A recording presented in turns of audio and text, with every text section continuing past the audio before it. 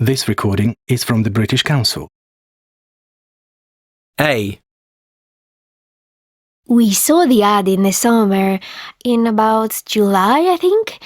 But we weren't really serious about moving then, so we didn't even go and see it.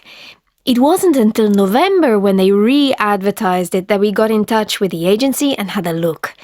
They'd put the price down since the summer too, I suppose because it had been empty so long, so that made it more affordable for us, which helped us make up our minds. It was perfect. A bigger garden for the kids and enough space for an office.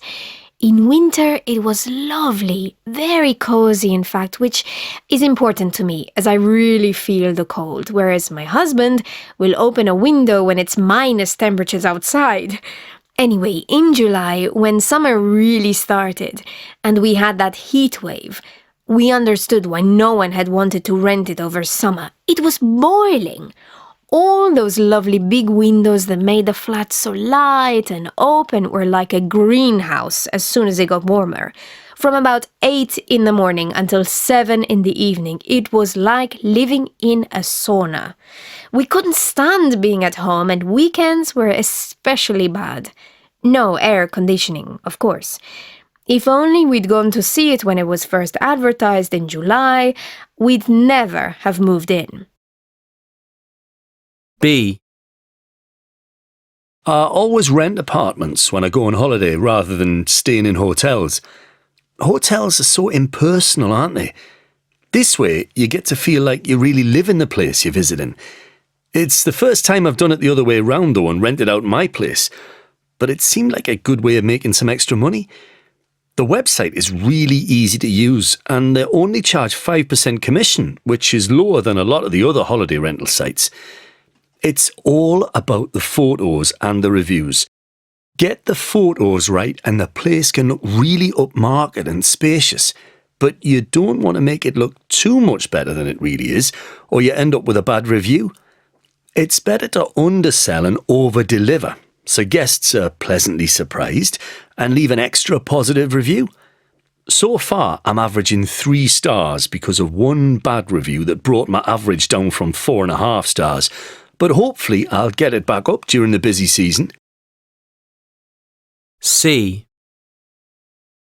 Buying a house seems so far out of my reach, it's almost impossible, as it is for loads of people my age these days. My parents always told me renting was throwing money away, but it was different in their day. Then people could afford to buy a house on a normal salary, but nowadays house prices are so high and no bank will look at you unless you've got a huge deposit. The problem with my dream of buying is that it's never going to come true, not unless my parents help me out. But I got 2 sisters and we're all in the same position. At least they've both got good jobs. Not good enough to buy a house, but at least they can afford to rent places of their own in nice areas. I just don't earn enough to rent around here. Even if I get promoted to manager, it'll be tough to find somewhere unless I share, and call me fussy, but there aren't that many people I want to share a bathroom and kitchen with. Some days I think I'll be stuck living with my parents forever. Even renting is like a dream to me. D.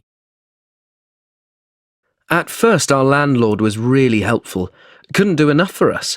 You hear stories of nightmare landlords and we felt like we were really lucky.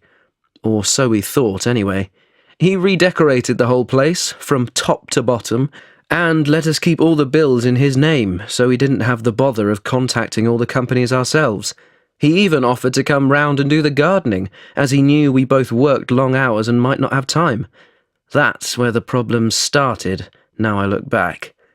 Then he'd pop round just to check everything's okay for you. Once a month, then twice a month. Soon he was coming every week with some excuse or other. In the beginning we'd invite him in for tea, but it was only encouraging him, so when we realised, we'd try to have the conversation on the doorstep instead. It got so bad we pretended to be on our way out if we saw him coming up the path. We'd grab our coats and walk round the block until he'd gone. I don't know if he was just lonely or just didn't trust us not to ruin his precious house. In the end, we gave our notice and found somewhere else. It's a shame because we really loved that house.